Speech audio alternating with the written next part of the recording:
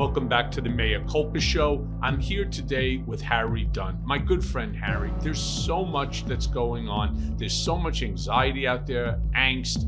And I've seen that you've been on television quite a lot, obviously, because of January 6th. So I want to start by asking you this question. As we just now passed the 4-year anniversary of January 6th, how has your perspective on the events of that day evolved? Does the passage of time, did it bring you any healing, or does it deepen the wounds? Yeah, Mike, good to be with you, buddy. Sure, anytime time, they say, heals all wounds, I think I don't necessarily agree with it. It heals them.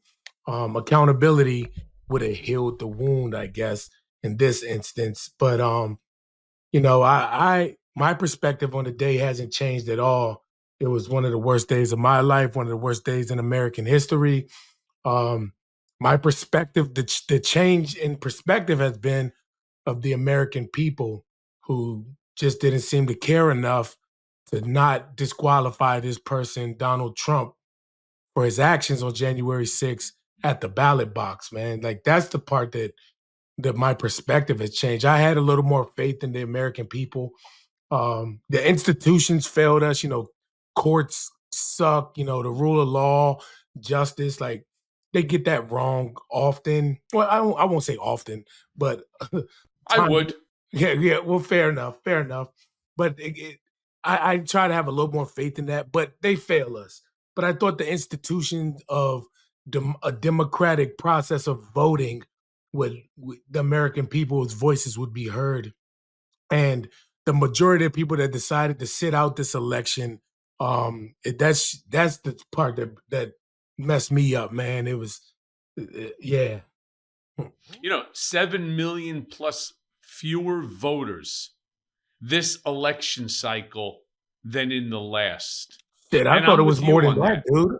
I thought it was more than that. I thought it was like 20 million, but yeah, Well, 20 but million anybody, Americans didn't vote, but yeah, 7 million fewer than last election.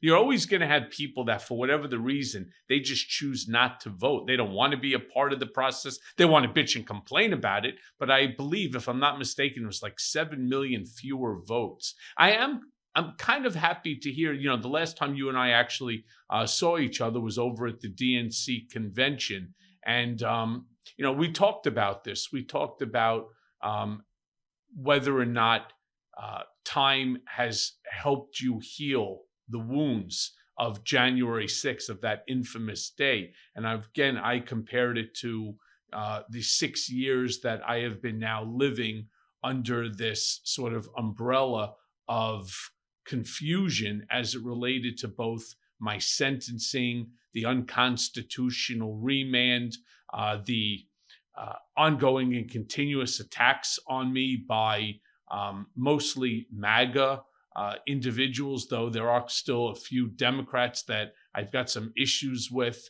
I'm impressed to hear that you're in a better path to healing than I am.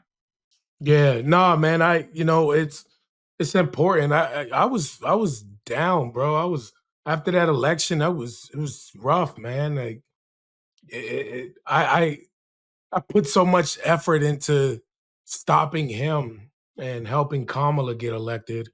Like the football analogy, leave it all on the field, and I did, and I just lost so much faith in the American people. I was down, bro, but I didn't stay there. Like, and I think that's one thing that going to therapy has helped me with. It's like don't stay down. Feel down, get down, but I like to be solutions oriented. I don't like to just be mad about shit and not do anything about it. Like, let's do something about it. So I think that helps me to stay motivated and keep in this fight, even though I don't know what the hell the fight looks like. I know I'm gonna be fighting, but I don't know in what capacity. But Yeah. I'm up for it though. So I have to ask you this because, a lot of people say to me, oh, after the election, Michael, you sound very different than you did during the campaigning, where you were much more harsh to Trump and so on. Well, that's true during campaigns. You put it all out there onto the field, but I try to live in the world called reality. And the reality is on January 20th of 2025, Trump will be placing his hand on the Bible and he will be sworn in as the 47th president of the United States. Now, there are, and I've always maintained this, certain policies that I absolutely agree with Trump on. I believe that, as an example, let's see, I believe that our country has to have a better immigration policy. I believe that, we should not have open borders, which for the last 50 years has been a problem in this country. I don't like some of the methodology they intend to use. But one thing that I am absolutely opposed to, I'm actually insulted about it. And I'm insulted about it in a large part because of the relationship that I've built with you over the many years now. When I heard that my former boss, that Donald J. Trump, the next president of the United States, pledges to pardon all of those incarcerated or charged for their roles in that insurrection. I want to ask you, I'm infuriated about it. How does that affect your view of justice and accountability in America? Well, it tracks for Donald Trump. It tracks for him.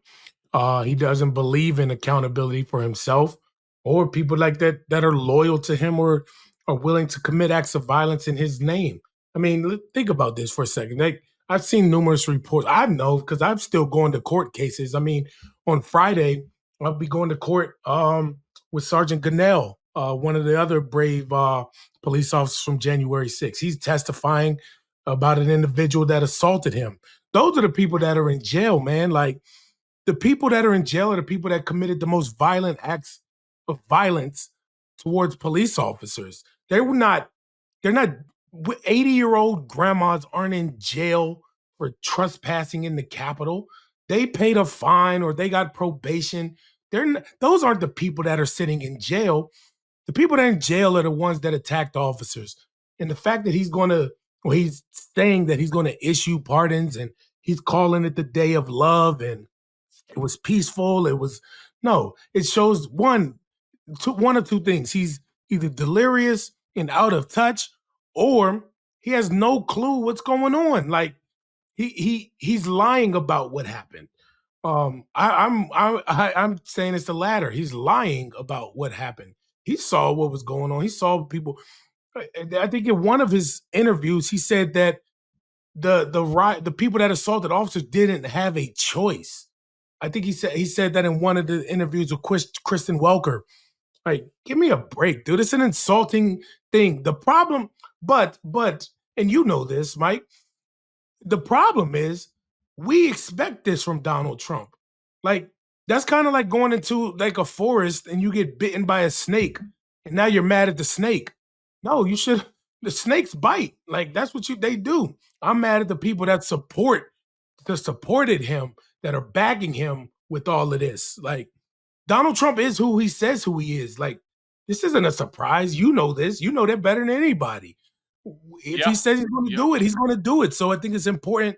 I'm mad at the people that aren't taking him at his word. Well, I'll tell you who I'm angry with. I'm angry with both parties. And I'm going to tell you why.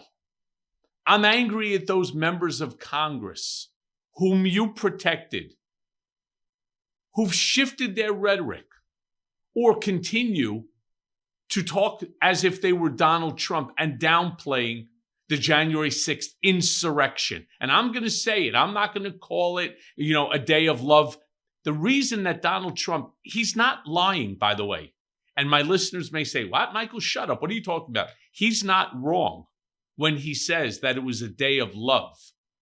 It was a day of love for him, not for the country, certainly not for you and police officers, not for America's democratic republic or our Constitution. It was a day of love for him. All you need to do is take a look at any single clip, and what will you notice? You'll notice a plethora of those red hats, Make America Great Again hats. You will also see a multitude of Trump flags, of MAGA flags, Trump 2020 flags. That was there for him. That was a day of love for him. But the question that I want to ask you, how does it make you feel after you risked your life to defend them, this group of members of Congress, Republican members of Congress, who are now attempting to whitewash the reality and have now shifted their rhetoric and downplay the January 6th actions? Yeah, so not being a Capitol Police officer anymore, I can express my disdain for them and all of this. As I was an officer for 3 years after the attack, and where I had to be, courteous and respectful to them as individuals. Even though in my mind I had my personal views, I thought they were, full of shit. They were a bunch of crap. But when I was an officer, I still do. I still believe in the institutions, and I believe they're worth protecting and defending, which is one of the reasons why I campaigned so hard to keep Donald out. He doesn't respect the institutions. He doesn't revere democracy. He doesn't respect it. But those individuals, the Marjorie Taylor Greens and the Andrew Clydes, and even Mitch McConnell to that point, where him went groveling back to Donald Trump. Well, that's who I'm referring to. That's who I'm referring to. After he condoned it. Yeah, those individuals. I mean, they are who they are. Like, it goes back to what I said about I don't expect any from them. However, they represent a seat that makes up this democratic republic that you just said, that it's important that we protect them to have. There were, like, thinking about at the Capitol when I worked there were times where the fucking KKK came up there and they expressed their First Amendment right. I don't agree with that. Matter of fact, I downright loathe and hate them. But the right, I will defend. They have that right to do so. So I take it personally. I'm not going to compromise with Donald Trump. Like, people have tried to say, all right, let's see where issues we can work together. No, never. It's personal, and it's personal with those members that attacked, that went to verbally attack and defend Donald Trump, and attack what we went through. I won't forgive them on a personal level. It's personal. So, but they have the right to do that, and I won't lose the sight of them not having the right to be able to do that. Like, I believe in that free speech stuff. It has limits, but it also has consequences too. And I'll campaign as hard as I can for any and everybody that's opposing them, because I don't believe there's any place for those type of people in Congress. See, I'm blown away, because what bothers me the most is, Donald has some terrible, terrible impulses. He really, truly does. But at the end of the day, if there was somebody, just one fucking person around him, to turn around and to say to him, stop this shit, stop it now. All right? I'm bringing my fucking video camera, pick up your phone, make it a video, and say, tell these people to stop it and go home. There was nobody there that had the balls to turn around and to say it to him. On top of that, as we move now into the inauguration date, there's not a person around him to turn around and to say to him, knock the shit off about the pardoning of the January 6th insurrectionists. Stop calling him or them hostages and patriots. They are not. All right. Now, I know he needs their votes, and he believes that in part, and he's not wrong, that his success in this election was in part due to this group of MAGA maniacs. But at the end of the day, this country, we are desperate within which to heal. And there's no way to heal this country when you reflect back upon the vision of people smashing windows, American citizens smashing windows, defecating on the floors and smearing feces on statues and art in the rotunda of the Capitol. This is just bullshit. These people built a fucking gallows to hang Mike Pence. They were looking for Nancy Pelosi. This is not normal behavior. We haven't seen this for, what is it, like 130 years in this country, where we had an attack on our Capitol. And I'm with you on that. I don't forgive these members of Congress for what they're doing. And my belief is that if enough of them would have had balls to turn around, or the gumption to turn around and to say him, stop that shit or we just can't support you, he would have stopped it. You know? No, I agree 100%. But they didn't. So many people, like, I mean, just look at the people, because obviously if you don't do it, it's political suicide, right? Like Adam Kinzinger, Liz Cheney. Well, Liz Cheney, sure. Yeah, so many people. Mitt Romney, like, sure, he called out Donald Trump in a lot of times, but look, I mean, he's retired. He's no longer in Congress anymore. I mean, in the Senate anymore. The people that are willing to stand up to him and say no, they don't exist anymore. And that just goes to the spinelessness that a lot of these people have, and not representing. I don't believe they're representing their constituent. Now, let's be clear. There are a lot of deep districts where those constituents want nothing more than to support Donald Trump. I mean, even like Matt Gaetz and Marjorie Taylor Greene, they're doing exactly what their constituents want. But there are a lot of people that I don't believe that want Donald Trump's rhetoric. I mean, look at some of these tight races that happened in New York, where they're MAGA world, but you got districts that Donald Trump lost or Kamala Harris won, but elected a Republican representative. I think Mike Lawler is one up in New York. Kamala Harris won that district, but he's a Republican, but he's towing the line with Donald Trump. These representatives have to do a better job of representing what the people want, and it's not this divisive. I wouldn't say divisive. It's not this lying shit about forgiving rioters and people that attacked and beat police officers. Like you said, the border needs attention. Sure, let's fix that. But let's not without all the racist rhetoric and all the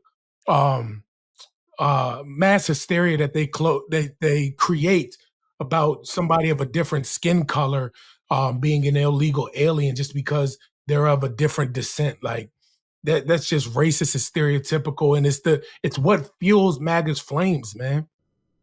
Well, how do you deal with the issue that people who you would expect to be pro-police, pro-law, members of police forces, members of the military, they themselves have reframed January 6th as a day of patriotism, that the actions taken that day were patriotic in nature. How the hell does anybody, right? I truly don't understand it.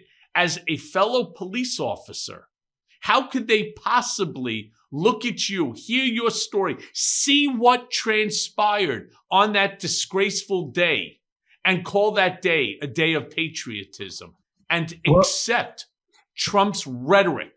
I don't get it.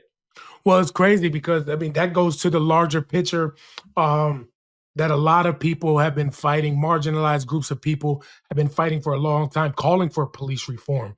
If you have people that are okay with what happened on January 6th that are police officers, then that's the problem that exists within policing that a lot of people talk about when they talk about police brutality, when they talk about profiling. Those are the people that they are talking about, and not Republicans, but disillusioned MAGA extremists that happen to work on police forces. How can you be objective? How can you be fair to citizens on the street when you can't even support the Capitol Police and the Metropolitan Police officers Right.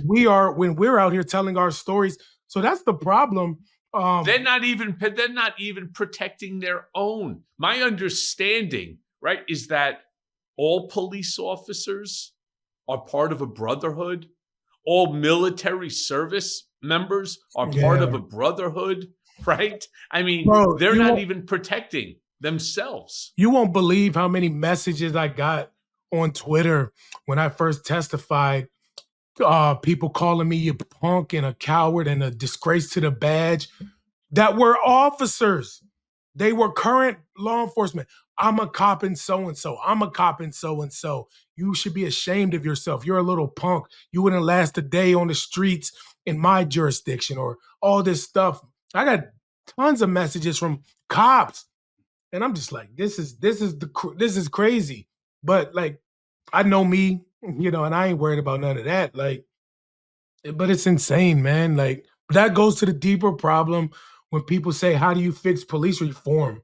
It's about the people that you have in it, man. It's about the people that you have. Policing, I think, as an institution, it's necessary. It's needed, and there are majority great officers there. But when you have people that are still policing that are okay with January 6th, that's problematic. Yeah, you think that's problematic? I'll go one step even further here. When I first asked you about, now that we're passing the 4-year anniversary of January 6th, the biggest problem for me is that with time, sacrifices of officers like yours, like Brian Sicknick, they seem to be fading from public consciousness. That's upsetting to me. What do you want people to remember about their heroism? Well, one of the things, and I'm glad that you brought up Brian Sicknick, man, and the other officers, the 4 other officers that died via suicide. Um, I think it's important that what's in the news now is the Jack Smith report and Merrick Garland mulling over the decision to release the report or not. And I wrote a letter to Merrick Garland, and I think it's important that it gets released on under no circumstances. Under no circumstance that it does not get released. You have to release this report because so many Americans are forgetting what happened that day, or not forgetting, or remembering a different narrative because of the MAGA people trying to rewrite what happened that day. So I think it's important that people like myself, people like Michael Fanone, the Adam Kinzinger, Jamie Raskins, they continue to be out there and tell the story and push back against the narrative. So many Republicans have said that they want to move on from January 6th. You're right. Let's move on from it. However, we're not going to move on while y'all are still lying about it. We're going to set the record straight and then we'll move on. And I think that comes with the report that comes out.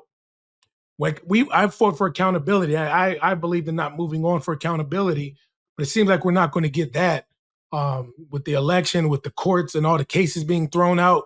But I think it's important that we keep on pushing back, being truth tellers about what happened that day and not being silent.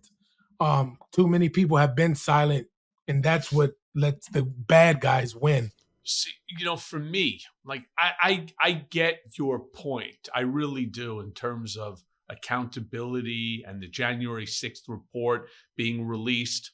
I see it unfortunately different than you do. I'm seeing it from the perspective that what you do today opens up a Pandora's box for tomorrow. I found a tool that gives me insights to create a healthy metabolism for my body. And it's managed to improve other aspects of my life as well. And it's called Lumen.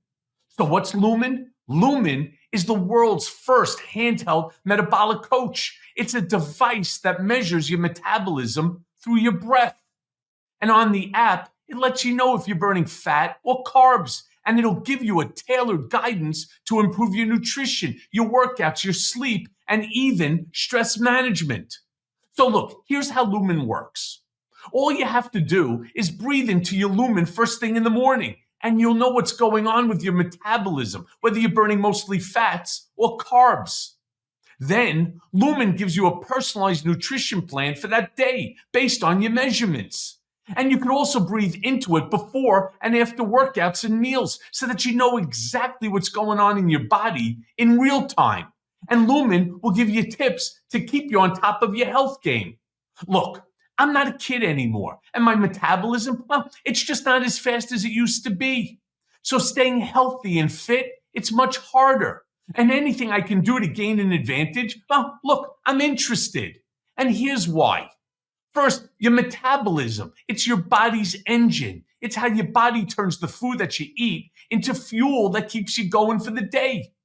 And because your metabolism is at the center of everything that your body does, optimal metabolic health, it translates to a bunch of benefits, including easier weight management, improved energy levels, better fitness results, better sleep, and more.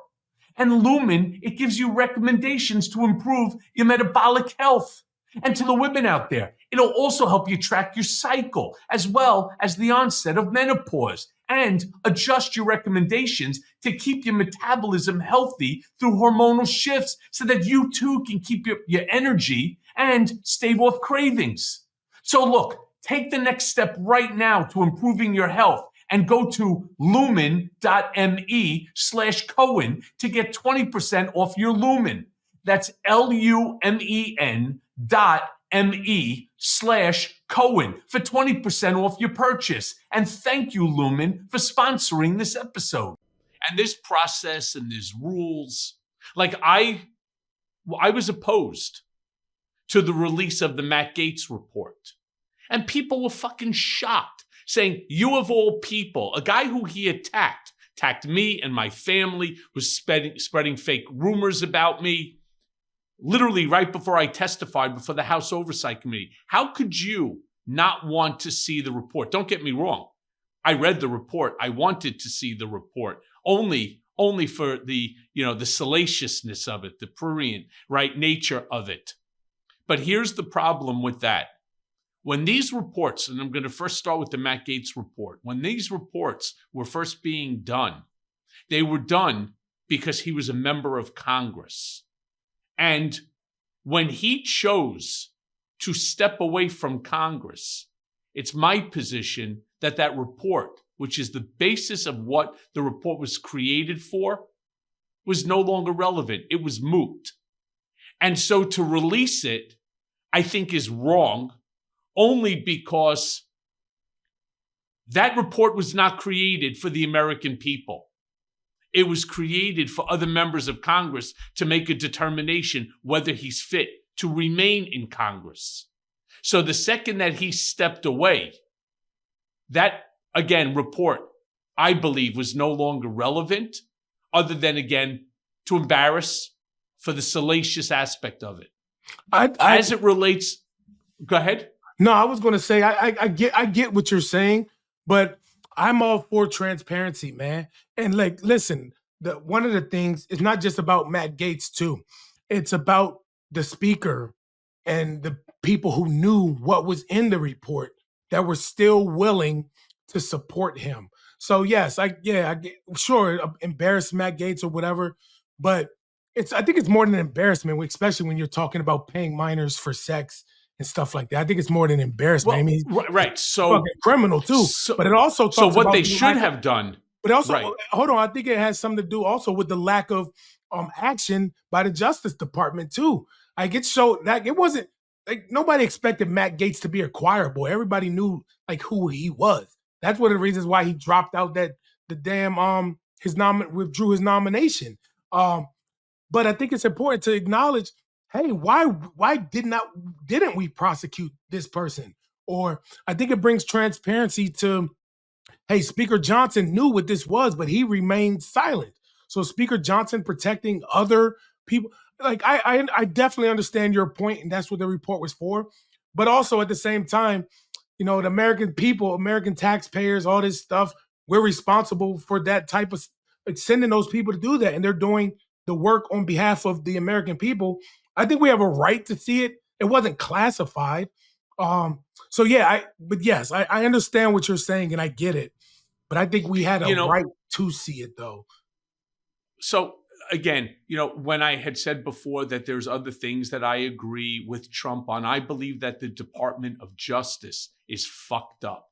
I believe the entire system needs to be completely overhauled and revamped. I'm incredibly disappointed with Merrick Garland as the Attorney General. I think it was possibly the worst move that Joe Biden made in this entire administration. Despite all of the successes that he had, I believe Merrick Garland was the biggest, weakest link in the entire administration. And not because he's not a brilliant man.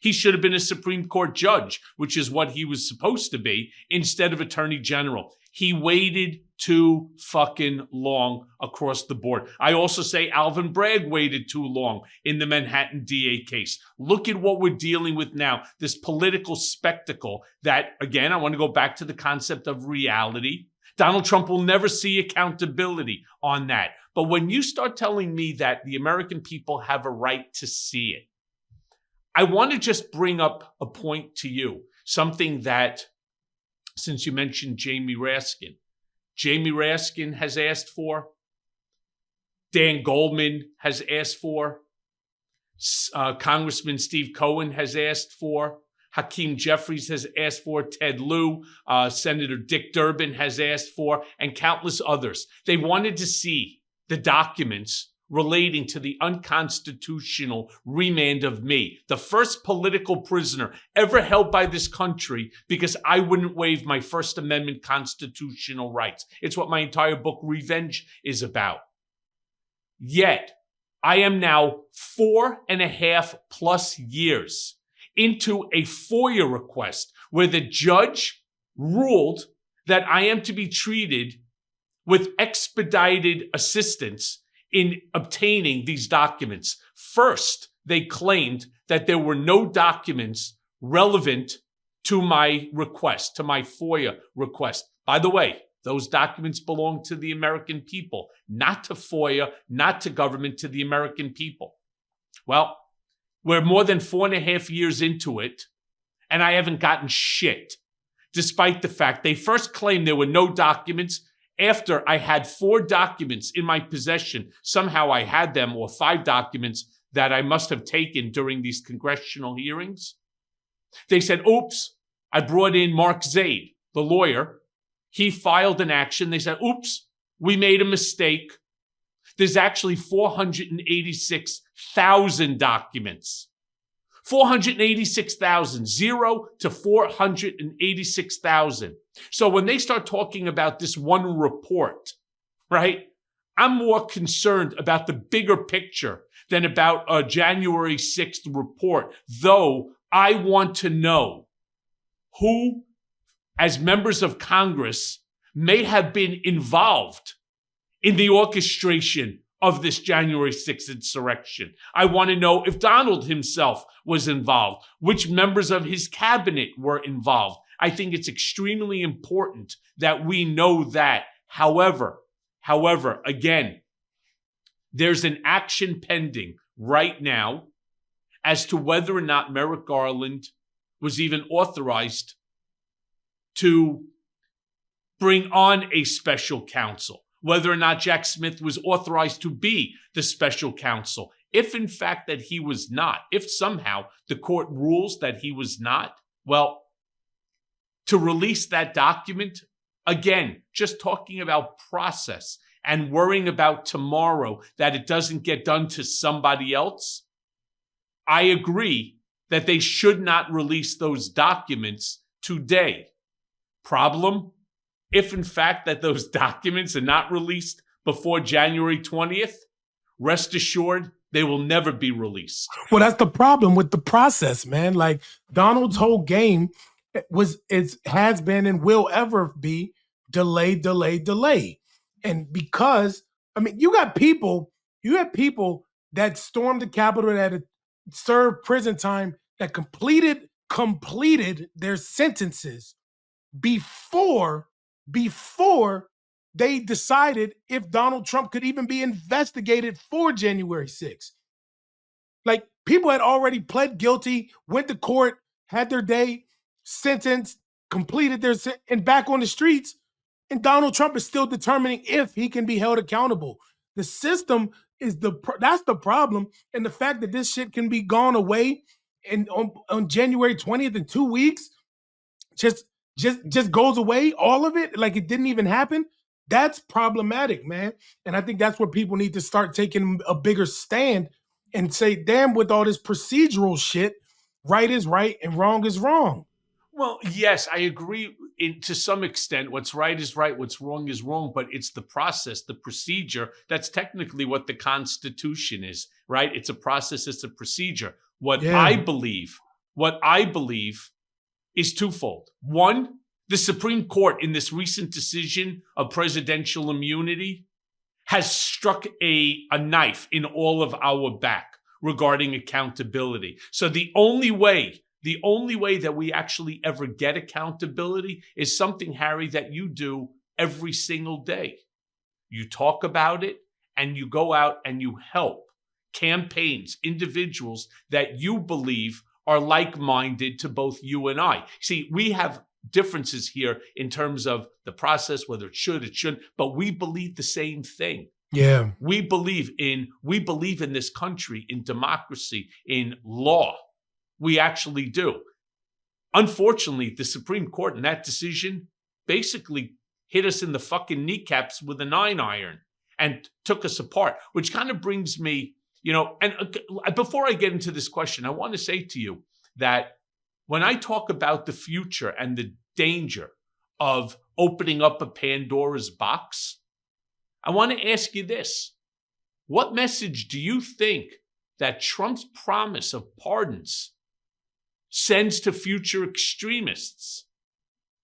And more importantly, how do you think that it impacts our sense of safety, whether as a police officer or as a citizen? Yeah, I mean, he's sending a clear message that, like you said earlier when we were talking, he called it a day of love and everybody said, no way. But you argued and you made the great point. It was a day of love for him. So the message that it sends is, if you do this stuff in my name, you're forgiven. It's okay. It's acceptable to do again. Donald Trump has not been held accountable for his actions on January 6th. Now there's still some civil suits out there that he's going to have to face, which include members of Congress that are in the suits, Capitol police officers that are in those suits. So there's still a chance for accountability in the civil sense, but criminally he will not. And he'll just make it go away. And that's the thing, that's the message that he's sending. Hey, you know what? Donald forgave us for this. And you know what? There's precedent now.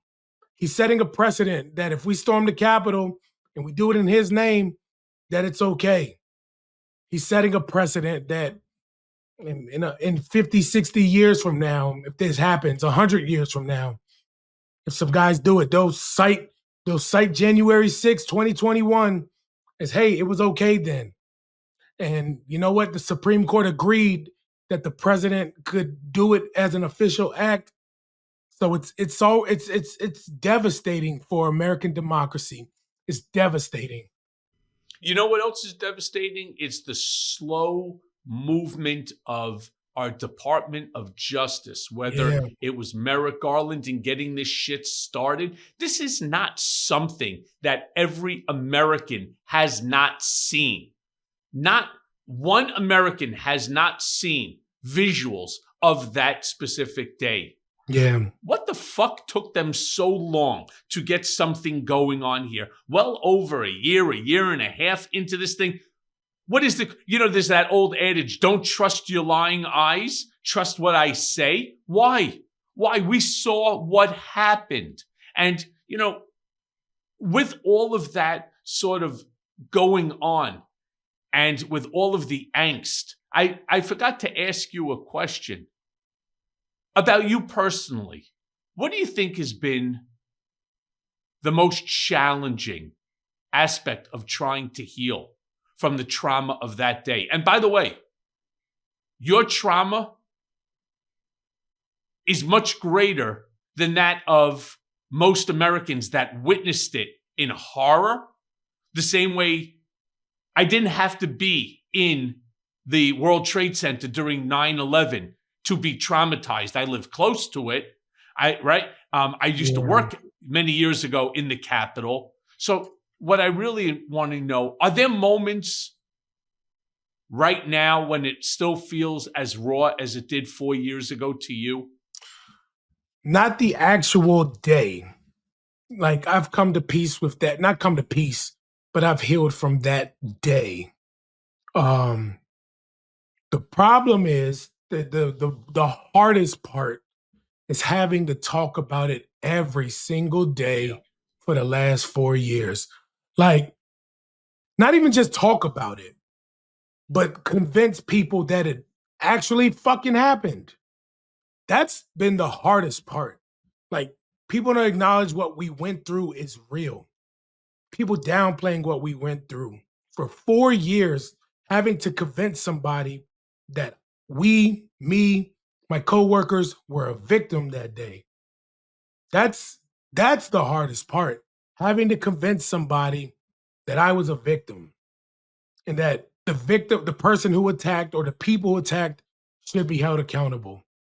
That's been the hardest part because it's and also at the same time, it's been the most frustrating part, but it's also it helps me determine who to talk to and not. Like, anybody that likes and supports Donald Trump, I don't like him.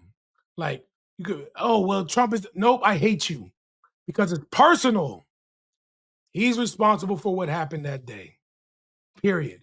And if you support him in any capacity, then I hate you because it's personal to me. It's personal to me. This ain't about sending money to Ukraine. This ain't about trans. This ain't about securing the border. It ain't about none tariffs. I don't give a damn about none of that. Well, I do, but on this personal level, you're choosing the person who attacked me and defending him, supporting him, and that's personal to me. So it's made me a lot easier to cut off people, so to speak. But that's been the hardest part. See, I get what you're saying, having to talk about it over and over and over again. You know, a lot of the talking that we do is, for me, I find it somewhat, well, I was hoping it would be cathartic. It really has not been that. But where I take massive offense, and I really take massive offense, is the amount of testimony that I've had to provide, including both in a civil and the criminal trial. And you get attacked for your participation in those hearings and in those trials, not because you want to be in them, but because you're subpoenaed to be in them. And that all gets completely ignored. But I'll tell you who I'm fucking pissed at. I'm really pissed at Alvin Bragg.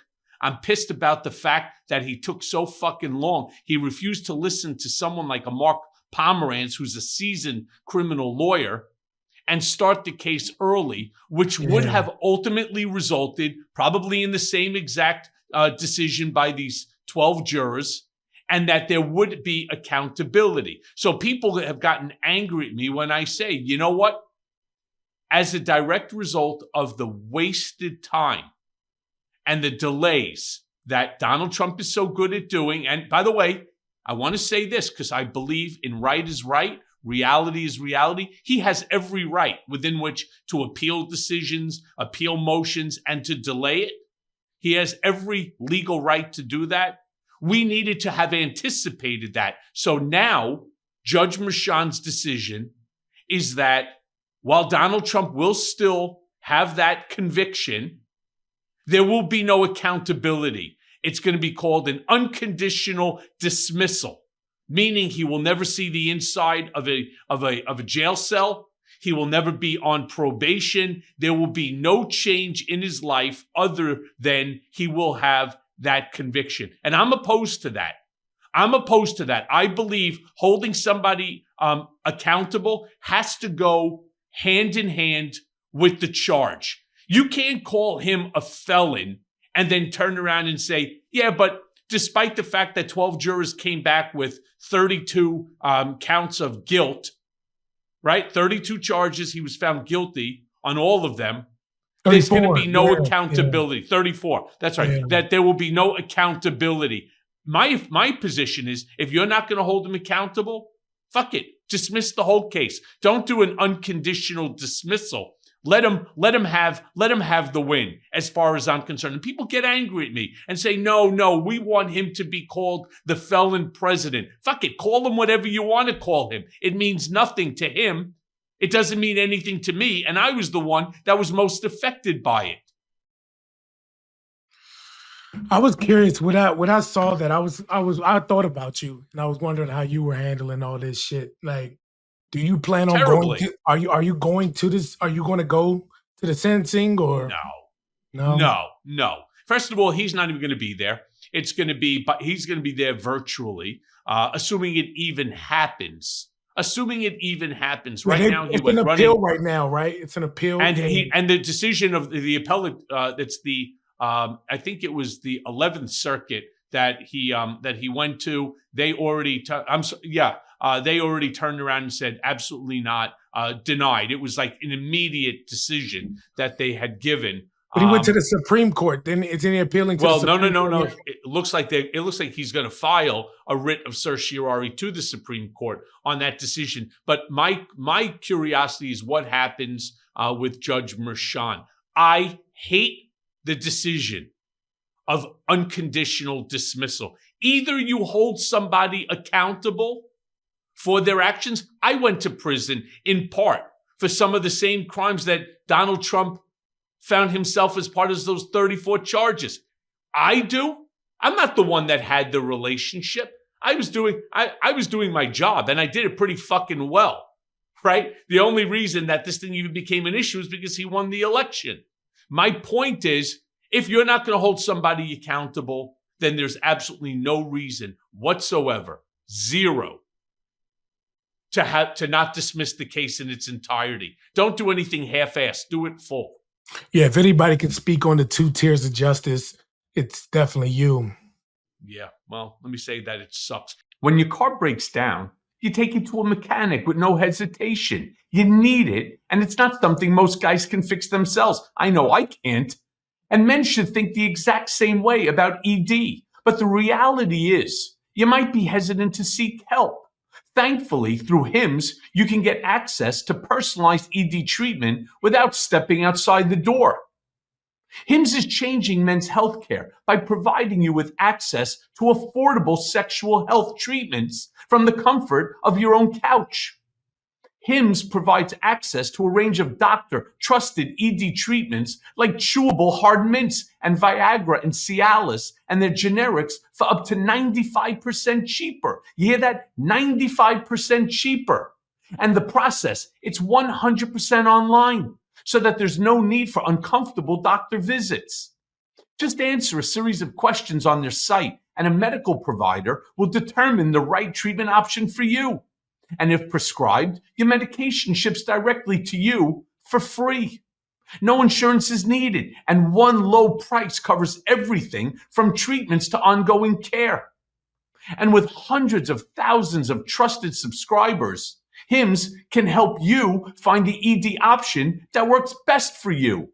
So start your free online visit today at hims.com/Cohen.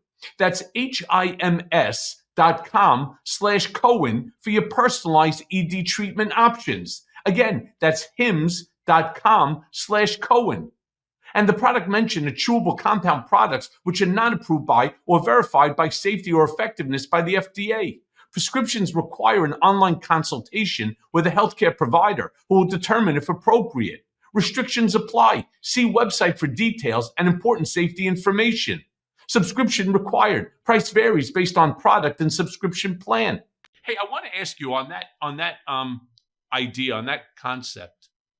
Looking back at that fucking horrific day. Yeah. What leadership failures, and exclude Trump from it because we already know that leadership failure. What leadership failure like within the Capitol Police Yeah, or other aspects of government stand out most to you?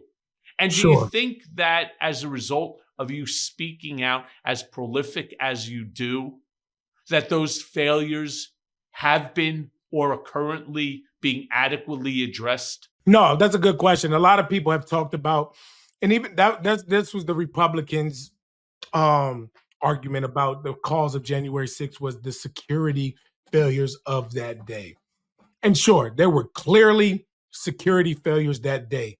Um, I want to make it clear though, if I leave my door unlocked and somebody breaks it, comes in my house and steals all my shit, I'm not gonna. Yes, I'll blame myself a little, but the blame still goes with the person who broke in the damn house. It's still breaking and entering. You Correct. don't have to So break the lock or I'll window.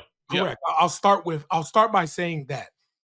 But to say there's definitely was a failure somewhere in the intelligence gathering of this. We learned that through the January 6th committee.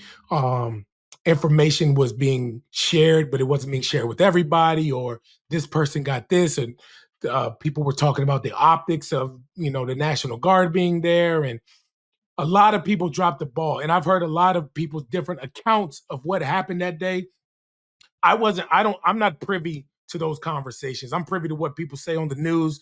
So when it comes to that, the planning and the intelligence, the information that I have is what people relay on the news. But it's clear somebody fucked up with the intelligence. Somebody fucked up with denying the National Guard and all this type of stuff. It definitely happened. Um, with that being said, with when January 6th just passed, I was actually in DC. I saw they had the fences up. It wasn't just a bike rack, and it wasn't just a few extra officers brought in. I mean, I saw NYPD cruisers there, which Capitol Police has started transfer to with mutual aid. People have come as far as New York. I remember during inauguration or a State of the Union, we had Chicago PD and all the Maryland State Police, Virginia State Police. Just you have a lot of other assets on the ground, and you prepare what they appear to have been preparing for the absolute worst case scenario, instead of adjusting on the fly, kind of like we did on January 6th. So I do believe those failures or issues have been addressed. I'm no longer with the department, so I can't say for certain. But based on what some of the things that the officers that are still there have told me, then yeah, they have been addressed. But yes, let's be clear. Somebody definitely dropped the ball. And I've heard it's been this person, it's been that. I don't know. I don't know. But I will say Who do you this. think it is? I see. I don't know. I don't know how how those decisions are made. I don't know how it works. I don't know. So that's one thing I won't speculate on that because I don't know. I will say somebody effed it up. And I don't care if it was Nancy Pelosi, if it was the Sergeant at Arms of the House or Sergeant at Arms of the Senate, or if it was the Chief of Capitol Police. If it was any of those people, hold them accountable. Hold them accountable. Even if it was Nancy, I love Nancy Pelosi. But if she was responsible for the failures of that day, she needs to be held accountable, period. Just like Donald Trump needs to be held accountable. I don't believe that Nancy Pelosi was. I mean, she's been out there speaking. I don't believe it. But I do know that the people at the Capitol that day were there beating the hell out of us, and they did not leave, and they breached the Capitol, and they told us they were there to stop the steal, and that they were there because Donald Trump told them to be there, period.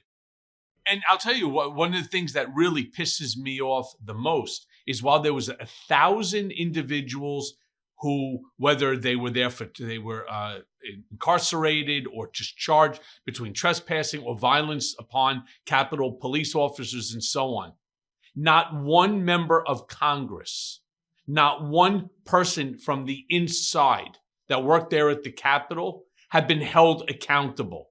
It kind of reminds me of like the great mortgage debacle where there was like $1 trillion lost in the system, but not one person from the bank ended up being held accountable. It's why I say, and I agree with Trump on this, and I hate the fact that I'm agreeing so much, with some of the things that he's saying. I don't agree with with the message that he says, but I agree with the overall theme. Our Justice Department needs a total makeover. I hate to say it, it needs to be burnt down to the ground and rebuilt. When you're able to have a prosecutor, as I did in my cases, who has all the power, and then they turn around and the only way they get you to capitulate is they tell you that if you don't plead guilty in 48 hours, which is what they did to me, we're filing an 80-page indictment that's going to include your wife. All right? That shit should never happen. That's not justice.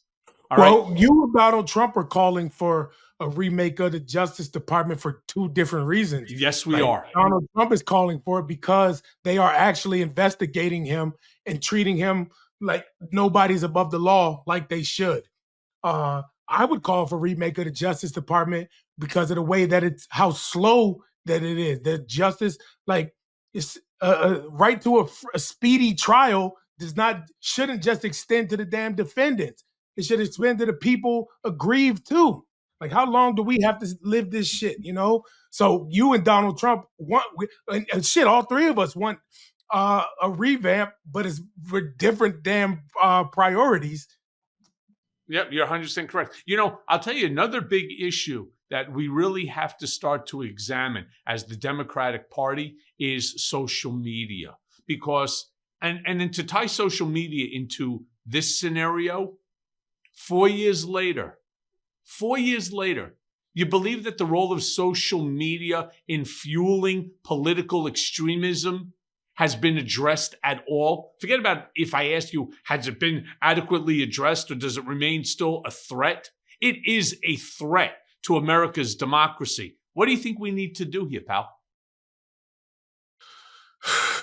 Man, I just saw the report where they're going to stop fact checking on Mark Zuckerberg. Jesus Christ, man! Like, I love this fact that this independent news, like that we're doing now. This talk show that you're doing here with the MeidasTouch and all these individuals supporting independent media. You know, I got so frustrated a lot of times with mainstream media not covering the crap that they treated Donald, what he was doing as normal. And they demonized that.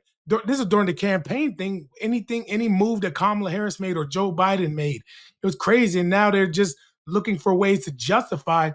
I don't know how we do it, man. But my biggest thing is do something. We can't be silent. I appreciate you having me on the show, bringing real life people that are going to keep it real and talk about the issues that need to be talked about. I'm glad that you haven't given up in your fight 4 years late or 6 years later, still fighting for your fight, man. Like, people want to move on from stuff, but yourself, me, we're not moving on until whatever's been wrong is corrected. There needs to be resolution. Then we can move on. Yeah. There needs to be resolution, and there isn't. In fact, I'm still hopeful that Joe Biden is going to offer me a pardon to the same extent he offered his son a pardon. You know, after everything that I have been through, and now with the threats or the potential threats of Trump coming after people who he deems to be critics. Well, yes, am I critical of him? Yeah, where he needs to be critically analyzed. I'm not saying every single thing. I have already mentioned 2 things that I agree with him on, right? Borders and the Justice Department and so on. But yes, while we have the same, we'll call it on a macro level, we agree that immigration is a problem, our justice system is broken. Yeah. The micro level, the aspects of it are completely different, as you pointed out. Now, Harry, as the hour comes to an end, right? And I can't believe it. You know, it goes by too quick because I can ask you questions all night long. Yeah. After everything that you've endured, and I'm going to try to use your answer to sort of help myself a little bit, because I'm in a terrible emotional place and I live in a terrible emotional place. And I don't have the answer to it, which is why I'm asking you as a friend. What gives you hope that America can move forward from January 6th and other scenarios and become stronger as a democracy? Mike, I'll tell you this, and a lot of people ask me, what keeps me going or what motivates me, and you know what? It's just doing what's right and being able to live with myself is what motivates me. I care about what my obituary is going to read when I'm no longer here. I care what my legacy will be. People will say, Harry Dunn, he did what was right. He stood up for what he believed in. And I'm willing to stand up for what I believe in, even if it's me versus 10 million people. I'm willing to stand on that. I don't go along with trends and this and that. And I try to be understanding, but I believe in doing right and stand. Listen, like a lot of people have felt defeated after this last election. Like, okay, what can we do? Like, I don't know. Think about this. If every time things look bleak or grim, people just stopped fighting, slavery would still be legal, women still wouldn't have the right to vote. All these things, they would still exist. But we have to keep fighting, we have to keep putting pressure, and we have to believe that there's enough people, even though they didn't show up this election. Yeah, but there is there's midterms in 2026. Do we just concede that? Or do we fight even harder to try to win? Now, we have to be realistic. We're not going to get a Roe v. Wade back codified during this Congress, during this presidency. We're not. We're not going to get all the things that Joe Biden was fighting for and the Democrats were fighting. We're not going to get those things. We're treading water right now. So we have to continue to tread and not drown and realize that 2026, there's an opportunity, there's a boat coming by, and let's try to get on this boat and take control of it. Just keep on our eyes looking towards the future, I guess, is what gives me hope that, what's already been horrible, how much worse can it get? So, as they say, eye on the prize, right, pal? That's it, buddy. Eye on the prize. Well, Harry, thank you for joining me as always. Appreciate you. Appreciate your strength, both physical and mental. So you keep being Harry. We're going to be seeing each other on the trail because, yeah, you're Definitely. right. 2026 is going to be extremely important. Definitely, my friend. Thank you, my brother. Take care, buddy.